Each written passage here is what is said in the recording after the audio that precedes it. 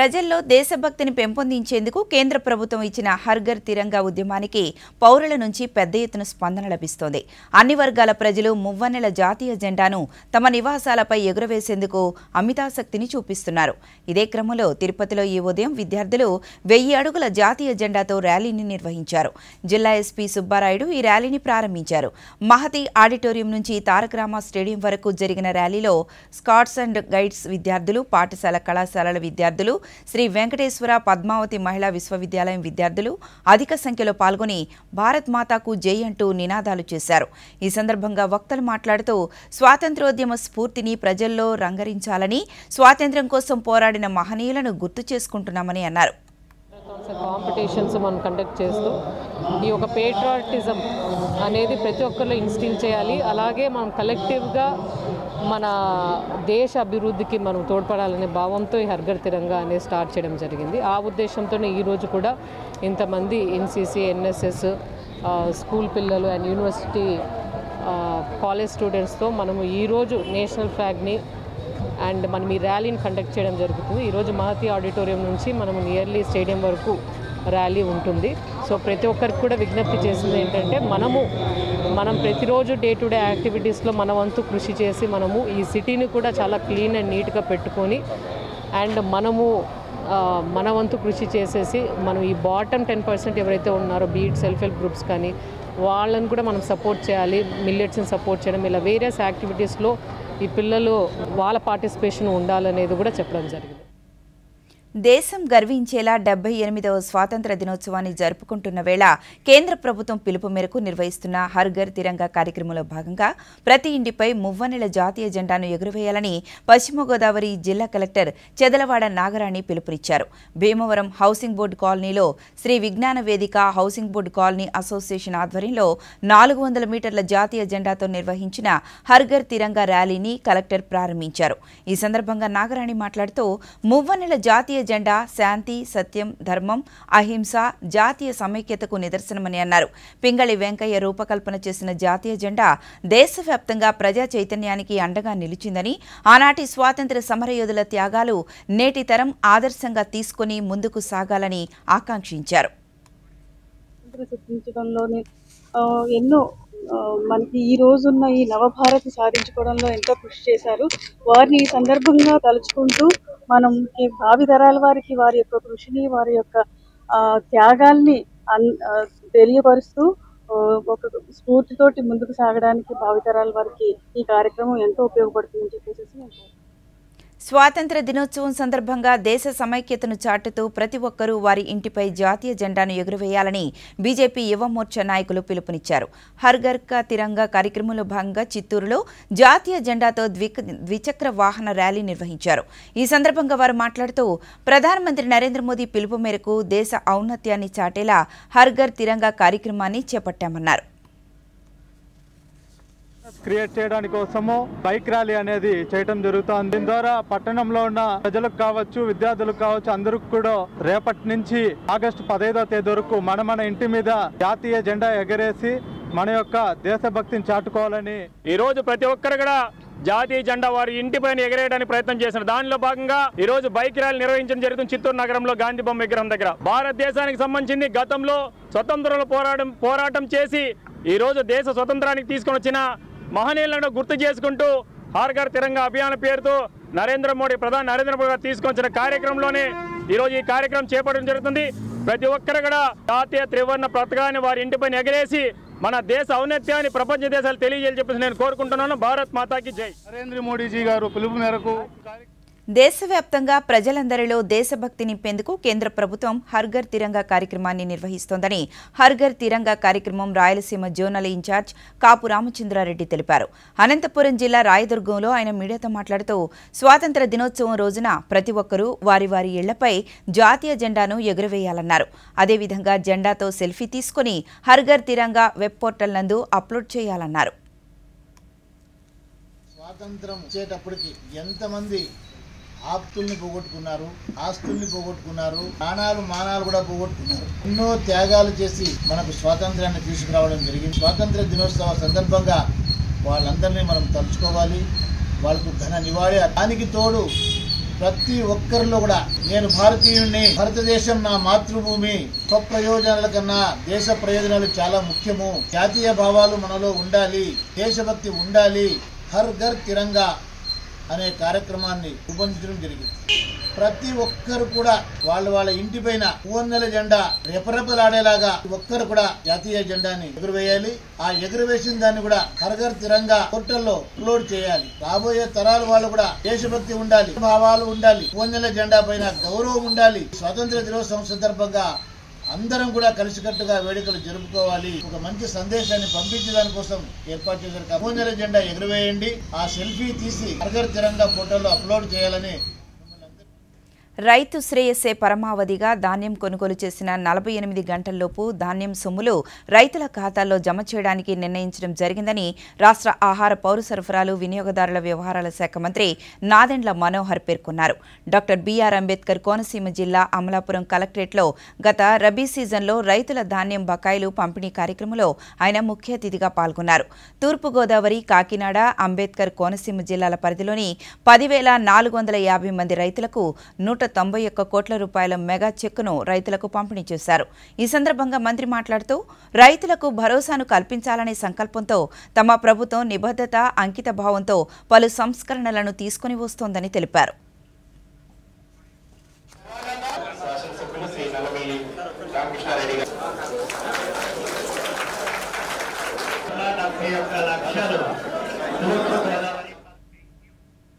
Revenue సమస్యల పరిష్కారమే లక్ష్యంగా రాష్ట్ర ప్రభుత్వం ప్రత్యేకంగా రెవెన్యూ సదస్సుల నిర్వహణకు శ్రీకారం చుడుతోందని రాష్ట్ర సాంఘిక సంక్షేమ శాఖ మంత్రి డాక్టర్ డోలా శ్రీ బాల వీరాంజనేయ స్వామి అన్నారు. ఒంగోలు కలెక్టర్ కార్యాలయంలో జిల్లా కలెక్టర్ శ్రీమతి ఏ తమీం అన్సారియా, జిల్లాలోని ఎమ్మెల్యేలు, ఇతర ప్రజాప్రతినిధులు, రెవెన్యూ, ఇతర ప్రభుత్వ విభాగాల అధికారులతో మంత్రి రెవెన్యూ సదస్సులపై సమీక్షా సమావేశం నిర్వహించారు. ఈ సందర్భంగా మంత్రి మీడియాతో మాట్లాడుతూ ఈ నెల 15వ తేదీ నుంచి 45 రోజుల పాటు రాష్ట్ర వ్యాప్తంగా గ్రామాన రెవెన్యూ సదస్సులు నిర్వహించనున్నట్లు తెలిపారు. ముఖ్యమంత్రి నారా చంద్రబాబు నాయుడుకు వస్తున్న అర్జీలలో దాదాపు 60% రెవెన్యూ సమస్యలే ఉన్నాయని, ఈ అంశాన్ని దృష్టిలో పెట్టుకుని రాష్ట్రంలో రెవెన్యూ సమస్యలను పరిష్కరించే లక్ష్యంతో ఈ రెవెన్యూ సదస్సుల నిర్వహణకు సిద్ధమయ్యామన్నారు. గతంలో భూ కబ్జాలు, ఫ్రీ హోల్డ్ చేయటం, పిఓటీ ఉన్నటువంటి షరతులతో రిజిస్టర్ చేయడం కూడా ఫ్రీ హోల్డ్ చేయటం, ఇటువంటి అన్నీ ఉన్నాయి. రీసర్వే పేరుతో కూడా భూ వివాదాలు రావటం జరిగినాయి.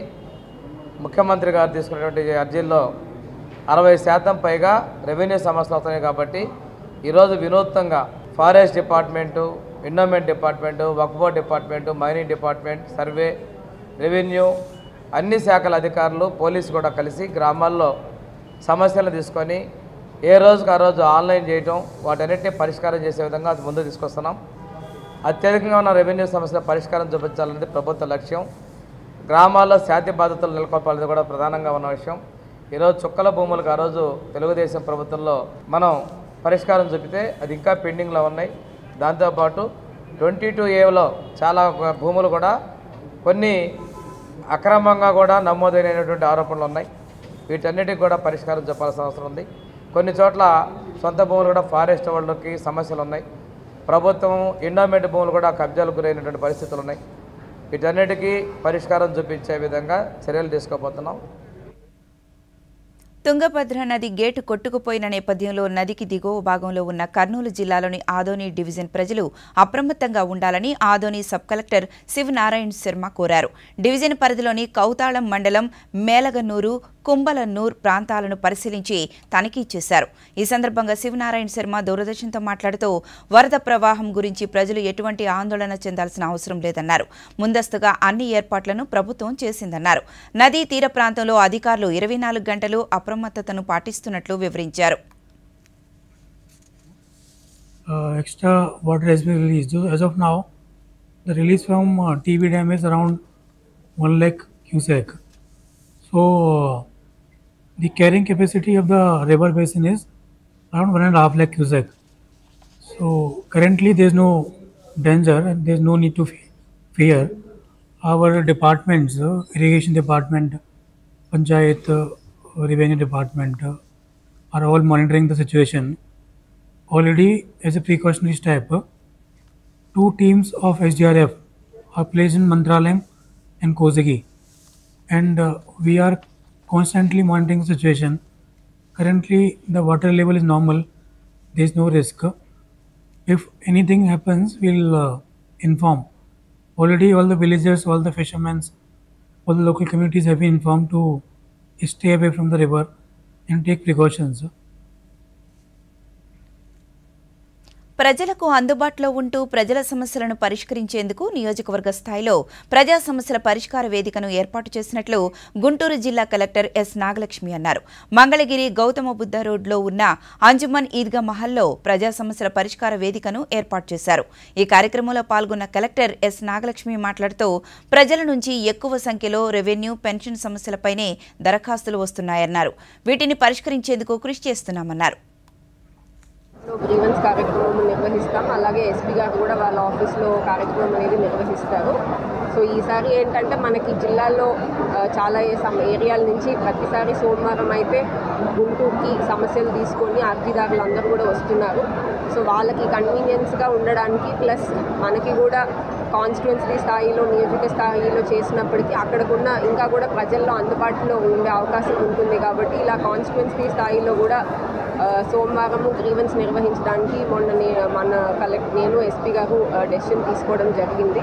సో దాంట్లో భాగంగా ఇవాళ మనము మంగళగిరి చేయడం జరిగింది. ప్రతి ఆల్టర్నేట్ వీక్ కూడా, ఎందుకంటే మళ్ళీ గుంటూరుకి కూడా పిటిషనర్స్ అంతా వస్తూ ఉంటారు కాబట్టి అక్కడ లేరు కలెక్టర్ గారు అనే ఎస్పీ గారు అక్కడ లేరు అనే ఫీలింగ్ కాకుండా ఉండడానికి ప్రతి ఆల్టర్నేట్ వీక్ ఒక్కొక్క కాన్స్టిట్యున్సీ హెడ్ క్వార్టర్స్లో కూడా గ్రీవెన్స్ ప్రోగ్రామ్ కంటిన్యూ చేయడానికి డెసిషన్ తీసుకున్నాము. మనకి పరిష్కారం టైం అనేది మనకి ఇప్పుడు ప్రకటనలో ఈ విషయాలకు కూడానే అన్ని ప్రాపర్ గా జరుగుతాయి. నిన్న అతని బ్యాంక్ అకౌంట్ లో 15,000 రూపాయల ఫ్రాడ్ జరిగింది తెలుసా? అయినా ఏ టెన్షన్ లేదు అతనికి. చూడు, టెన్షన్ ఎందుకు, నా తప్పేం లేదుగా. అయినా ఫ్రాడ్ జరిగినప్పుడు నేను వెంటనే బ్యాంక్ ఇన్ఫార్మ్ చేసేసా. ఆర్బీఐ అంటుంది, మీ అకౌంట్ లోంచి ఎవరైనా మోసంగా డబ్బు తీసినట్టయితే బ్యాంకుకి వీలైనంత త్వరగా ఇన్ఫార్మ్ చేయండి. 3 రోజుల్లోగా చేస్తే ఏ నష్టం ఉండదు. ఎంత లేట్ చేస్తే అంత ఎక్కువ నష్టం. ఇంకోటి, అన్ని జరిగిపోవు, ప్రాపర్ గా జరిపించాల్సి వస్తుంది. ఆర్బీఐ అంటుంది, విషయాలు తెలుసుకుంటే జాగరూకంగా ఉండండి. తిరిగి వార్తలోకి స్వాగతం. విశాఖ మహానగరం సముద్ర తీరంలో తూర్పు నావికాదళం ప్రతి సంవత్సరం నిర్వహించే నేవీ మారథాన్ ఈ సంవత్సరం డిసెంబర్ 15వ తేదీ నావికాదళం గ్రేటర్ విశాఖ మున్సిపల్ కార్పొరేషన్ సంయుక్తంగా నిర్వహిస్తున్నట్లు జీవీఎంసీ కమిషనర్ సంపత్ కుమార్ తెలిపారు. విశాఖలో జరిగిన మీడియా సమావేశంలో సంపత్ కుమార్ మాట్లాడుతూ దేశంలోనే ప్రసిద్ధి చెందిన నేవీ మారథాన్ను సుమారు 25,000 మంది పాల్గొంటారని తెలిపారు. ఈ నెల 15వ తేదీ నుండి మారథాన్ నమోదు కార్యక్రమం ప్రారంభమవుతుందని చెప్పారు. ఎకో వైజాగ్ ప్రతిబింబించే విధంగా అన్ని ఏర్పాట్లు చేస్తున్నట్లు కమిషనర్ తెలిపారు. ఇతర అంశాలన్నింటిలో అదేవిధంగా హెల్త్ సైడ్ నుంచి కూడా జిల్లా కోఆపరేషన్ తీసుకొని హెల్త్ టీమ్స్ని కూడా పెట్టడం జరుగుతుంది. సో దీనిలో భాగంగా ఎక్కువ మంది పార్టిసిపేట్ అయ్యేలాగా ప్రజల్ని మోటివేట్ చేయడం దగ్గర నుంచి అదేవిధంగా ఇక్కడ జీవీఎంసీ ప్రభుత్వ కార్యాలయాలకు సంబంధించిన సిబ్బందిని కూడా పూర్తి స్థాయిలో ఇక్కడ పార్టిసిపేట్ చేసేటువంటి ప్రయత్నం చేయడం జరుగుతుంది. క్షణికావేశంలో నేరాలు చేసిన ఖైదీలు శిక్షాకాలం ముగిసిన తర్వాత తిరిగి నేరాలకు పాల్పడకుండా వారు స్వయం శక్తితో నిలబడేందుకు ప్రభుత్వం అన్ని చర్యలు తీసుకుంటోందని రాష్ట్ర హోంమంత్రి వంగలపూడి అనిత తెలిపారు. తూర్పుగోదావరి జిల్లా ఇన్నిస్పేటలో జైళ్ల శాఖ ఆధ్వర్యంలో ఏర్పాటు చేసిన పెట్రోల్ బంక్ను మంత్రి ప్రారంభించారు.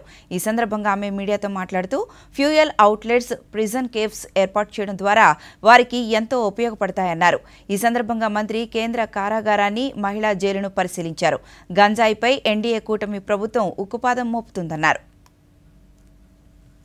అందులో కూడా ప్రిజన్లో ఉన్న వాళ్ళు అక్కడికి వచ్చి వర్క్ చేసి వాళ్ళు డైలీ వైజ్ గా ఉన్న అమౌంట్ ని కూడా వాళ్ళు తీసుకోవడం, వాళ్ళ కుటుంబ పోషణ నిమిత్తం కొంత అమౌంట్ ని బ్యాంక్ లో వేయటం, కొంత అమౌంట్ ని వాళ్ళ ఖర్చుల నిమిత్తం కూడా వాళ్ళకి ఇవ్వటం అనేది ఒక సాంప్రదాయబద్ధంగా జరుగుతున్న కార్యక్రమం. వీళ్ళ భాగంగానే వీళ్ళందరికీ కూడా రేపు పొద్దున్న వాళ్ళ జైలు నుంచి మళ్ళీ బయటకు వచ్చిన తర్వాత వాళ్ళ జీవన విధానం సాఫీగా సాగటానికి, మళ్ళా నేర ప్రవృత్తి వైపు తిరిగి చూడకుండా ఉండటానికి ఒక సమాయత్తం చేయటానికి ఈ జైలు శాఖ అనేది జైలులో ఉన్న ఖైదీల విషయంలో చాలా హ్యుమానిటీ బేసిస్ మీద వాళ్ళకి ఒక మంచి ప్రవర్తన కలిగించాలనే ఉద్దేశంతో చేస్తున్న మంచి కార్యక్రమాల్లో భాగంగానే ఈరోజు ఈ ఫ్యూయల్ అవుట్లెట్ కానీ, ప్రిజన్ కేవ్స్ కానీ ఇవన్నీ కూడా మనం పెట్టడం జరిగింది. వీటిలో భాగంగానే ప్రిజన్కి కూడా ఇక్కడ నుంచి ప్రిజన్ కేఫ్ నుంచి కొంత ఆదాయం కూడా ప్రిజన్స్ డెవలప్మెంట్కి కూడా మనం యూజ్ చేసుకోవడం జరుగుతుంది. టోటల్గా ఆంధ్రప్రదేశ్లో దగ్గర 16 సబ్ జైల్స్ ఉన్నాయి. అదేవిధంగా ఒక స్పెషల్ జైల్స్ ఒకటి, డిస్ట్రిక్ట్ జైల్స్ ఒకటి, అదేవిధంగా మనకి బోస్టన్ జైల్ కూడా ఒకటి కన్స్ట్రక్షన్లో ఉంది. అదేవిధంగా మనకి ఉమెన్ ప్రిజన్ ఒకటి ఉంది, సెంట్రల్ జైల్స్ 2 ఉన్నాయి. ఓవరాల్గా టోటల్ మనకి 3483 మెంబర్స్ ఈరోజు స్టేట్ వైడ్ ప్రిజనర్స్ కింద ఉన్నారు. అందులోని సుమారు అంటే ఓవరాల్గా చెప్పాలంటే 700. గత 5 ఏళ్లలో శాప్లో జరిగిన అక్రమాలపై విచారణ చేపడతామని రాష్ట్ర క్రీడల శాఖ మంత్రి మండిపల్లి రాంప్రసాద్ రెడ్డి తెలిపారు. విజయవాడలో ఆయన మీడియాతో మాట్లాడుతూ గత వైసీపీ ప్రభుత్వ హయాంలో చేపట్టిన ఆడుదాం ఆంధ్ర కార్యక్రమంలో భారీ అవినీతి జరిగినట్లు తెలుస్తోందన్నారు. ఈ కార్యక్రమం కోసం కేటాయించిన 120 కోట్ల రూపాయల్లో అవినీతి జరిగిందని తెలిపారు. దీనిపై విచారణ చేపడతామన్నారు. ఆంధ్రప్రదేశ్ను క్రీడా హబ్గా తీర్చిదిద్దడమే కూటమి ప్రభుత్వ లక్ష్యమని తెలిపారు. క్రీడా శాఖపై రివ్యూ జరుగుతూ ఉంది. ఏవైతే కార్యక్రమాలు చేపడితే రాబోయే 5 సంవత్సరాల్లో క్రీడా పరంగా ఈ రాష్ట్రాన్ని ముందుకు తీసుకొని పోయే విధంగా చర్యలు తీసుకునేదానికి ఆ కార్యక్రమం ఏర్పాటు చేశాం. ఆ దృష్టికి వచ్చిన అంశాలు ఏ చర్యలు తీసుకుంటే ఈ ఆంధ్రప్రదేశ్ ను వచ్చే 5 సంవత్సరాల్లో స్పోర్ట్స్ హబ్ గా తయారు చేసుకునేదానికి ప్రయత్నంగా మేము చేపడుతున్నాం. ముఖ్యంగా ఈ రాష్ట్రంలో గల్లీ నుంచి హెడ్ క్వార్టర్స్ వరకు ఎక్కడైతే ప్రోగ్రామ్స్ ఇంప్లిమెంట్ చేస్తామో తూచా తప్పకుండా ఏ విధమైన సమస్యలు లేకుండా క్రీడాకారులకైతేనే అక్కడ ఇన్ఫ్రాస్ట్రక్చర్ ఏ విధంగా ఏర్పాటు చేస్తే మంచి జరుగుతుందో అవన్నీ దృష్టిలో పెట్టుకొని మేము పవర్ పాయింట్ ప్రజెంటేషన్ ఇచ్చాము. విజయవాడ ప్రకాశం బ్యారేజీ వద్ద విద్యుత్ దీప కాంతులతో శోభాయమానంగా కృష్ణమ్మ కాంతులీనుతోంది.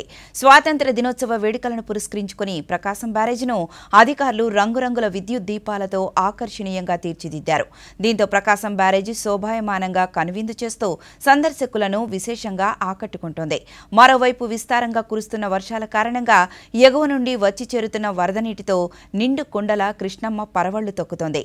స్థానిక ప్రజలతో పాటు వివిధ ప్రాంతాల నుండి దుర్గమ్మ దర్శనార్థం విజయవాడ వచ్చే భక్తులు సైతం ఇంద్రధనస్సు రంగుల్లో ముస్తాబైన కృష్ణమ్మను చూసేందుకు ఉత్సాహం చూపుతున్నారు.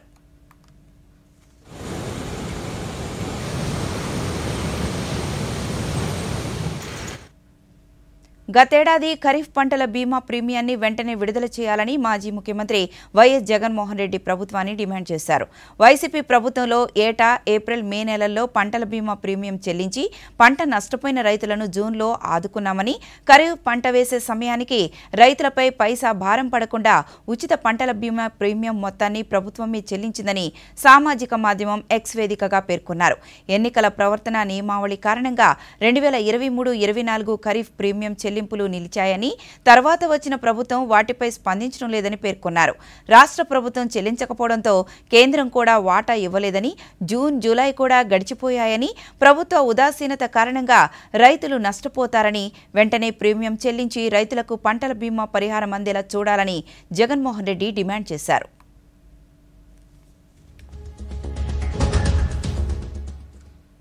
భారత ఉపరాష్ట్రపతి జగదీప్ ధన్ఖడ్ ఈ నెల 17వ తేదీన నెల్లూరులో పర్యటించనున్నారని శ్రీ పొట్టి శ్రీరాములు నెల్లూరు జిల్లా కలెక్టర్ ఆనంద్ తెలిపారు. నెల్లూరులో ఆయన మీడియాతో మాట్లాడుతూ జిల్లాలోని వెంకటాచలంలో స్వర్ణ భారత్ ట్రస్ట్ నిర్వహిస్తున్న 23 ఏళ్ల సేవా ప్రస్థానంలో ఉపరాష్ట్రపతి పాల్గొంటారని తెలిపారు. ఈ కార్యక్రమంలో పూర్వ ఉపరాష్ట్రపతి ముప్పవరపు వెంకయ్యనాయుడు కూడా పాల్గొననున్నారు. మన జిల్లాలో honourable vice president of India visit కూడా ఉంటుంది. సో దీనికి సంబంధించి ఆగస్ట్ 15 సంబంధించి లాస్ట్ ఒక 10 డేస్ నుంచి జిల్లాలో ప్రతిరోజు ఒక్కొక్క program. National institutional ranking framework NIRF తాజా ర్యాంకుల్లో ఐఐటి మద్రాస్ మరోమారు టాప్లో నిలిచింది. కేంద్ర విద్యాశాఖ పరిధిలోని NIRF దేశంలోని ఉన్నత విద్యాసంస్థల పనితీరు ఆధారంగా ఏటా వివిధ విభాగాల్లో టాప్ 10 విద్యాసంస్థల పేర్లను విడుదల చేస్తుంది. ఈ ఏడాది దేశవ్యాప్తంగా 10,885 విద్యాసంస్థల పనితీరును పరిశీలించి 2024 ఏడాదికి ర్యాంకులను వెలువరించింది. ఓవరాల్ ఇంజనీరింగ్ 2 విభాగాల్లోనూ వరుసగా 6సారి ఐఐటి మద్రాస్ మొదటి ర్యాంకును కైవసం చేసుకుంది. ఓవరాల్ కేటగిరీలో బెంగళూరులోని ఇండియన్ ఇన్స్టిట్యూట్ ఆఫ్ సైన్స్ 2వ స్థానంలో నిలిచింది. IIT Madras has also made history.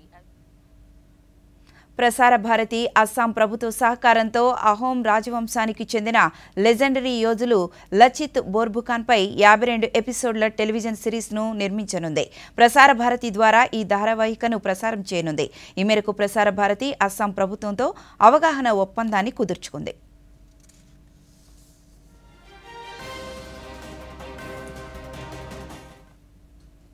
దేశవ్యాప్తంగా పలు రాష్ట్రాలలో భారీ వర్షాలు కురుస్తున్నాయి. ఉత్తర భారతదేశంతో పాటు దక్షిణ ప్రాంతాలలో సైతం వర్షం బీభత్సం సృష్టిస్తోంది. మధ్యప్రదేశ్, ఉత్తరాఖండ్, రాజస్థాన్, ఉత్తరప్రదేశ్, అరుణాచల్ ప్రదేశ్, పంజాబ్, తమిళనాడు, కేరళ, అస్సాం, బీహార్ వంటి రాష్ట్రాల్లో కురుస్తున్న వర్షాలకు ఆ రాష్ట్ర ప్రభుత్వాలు హెచ్చరికలు జారీ చేశాయి. కేరళ, తమిళనాడు రాష్ట్రాలు ఆరెంజ్ అలర్ట్ ప్రకటించాయి. దేశ రాజధాని ఢిల్లీలో భారీ వర్షపాతం నమోదైంది. పంజాబ్లో భారీ వర్షం కారణంగా ప్రజా జీవనం స్తంభించిపోయింది. రాజస్థాన్లో కురుస్తున్న వర్షాల కారణంగా ఏర్పడ్డ వరదల్లో చిక్కుకొని దాదాపు 20 మంది మృతి చెందారు. హిమాచల్ ప్రదేశ్లో భారీ వర్షం కారణంగా అక్కడ బీభత్స వాతావరణం ఏర్పడింది. వరదలు ఏర్పడ్డ ప్రాంతాల్లో సహాయక చర్యలు కొనసాగుతున్నాయి. ప్రధానమంత్రి నరేంద్ర మోదీ తన మనసులోని భావాలను దేశ ప్రజలతో పంచుకునే మన్ కీ బాత్ కార్యక్రమం 113వ సంచిక ఈ నెల 25వ తేదీ ఆదివారం ఉదయం 11 గంటలకు ప్రసారమవుతుంది. ప్రజలు తమ అభిప్రాయాలను నమో యాప్ ద్వారా కానీ, స్వర సందేశాలనైతే 1800117800 నంబరుకు ఈ నెల 23వ తేదీలోగా పంపవచ్చు. అలాగే www.mygov.in వెబ్సైట్ ద్వారా కానీ 1922 నంబరుకు మిస్డ్ కాల్ ఇవ్వడం ద్వారా తిరిగి మన మొబైల్కు వచ్చే సంక్షిప్త సందేశంలోని లింక్ ద్వారా కూడా అభిప్రాయాలను తెలియజేయవచ్చు. ఆకాశవాణి సమన్వయంతో దూరదర్శన్ ఛానళ్లు మన్ కీ బాత్ కార్యక్రమాన్ని ప్రసారం చేస్తాయి. ఈ కార్యక్రమం తెలుగు అనువాదం వెనువెంటనే దూరదర్శన్ సప్తగిరిలో ప్రసారమవుతుంది.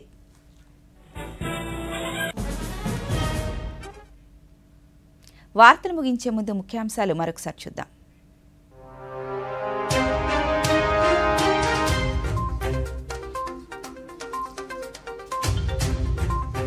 వైద్య ఆరోగ్య శాఖపై ముఖ్యమంత్రి సమీక్ష. ప్రభుత్వ ఆసుపత్రులపై ప్రజలకు తిరిగి నమ్మకాన్ని తీసుకురావాలన్న ఎన్ చంద్రబాబు నాయుడు. రాష్ట్ర వ్యాప్తంగా ఉత్సాహంగా కొనసాగుతున్న హర్ ఘర్ తిరంగా ఉద్యమం. తిరుపతిలో 1000 అడుగుల జాతీయ జెండాతో ర్యాలీ నిర్వహించిన విద్యార్థులు. రైతుల నుంచి ధాన్యం కొనుగోలు చేసిన 48 గంటల్లోగా నగదు చెల్లిస్తామన్న పౌర సరఫరాల శాఖ మంత్రి. అమలాపురంలో రైతులకు ధాన్యం బకాయిలను పంపిణీ చేసిన నాదెండ్ల మనోహర్. ఎన్డీఏ కూటమి ప్రభుత్వం గంజాయిపై ఉక్కుపాదం మోపుతుందన్న రాష్ట్ర హోంమంత్రి. రాజమహేంద్రవరంలో పెట్రోలు బంకును ప్రారంభించిన వంగలపూడి అనిత. ఈ వార్తలు ఇంతటితో సమాప్తం. నమస్కారం.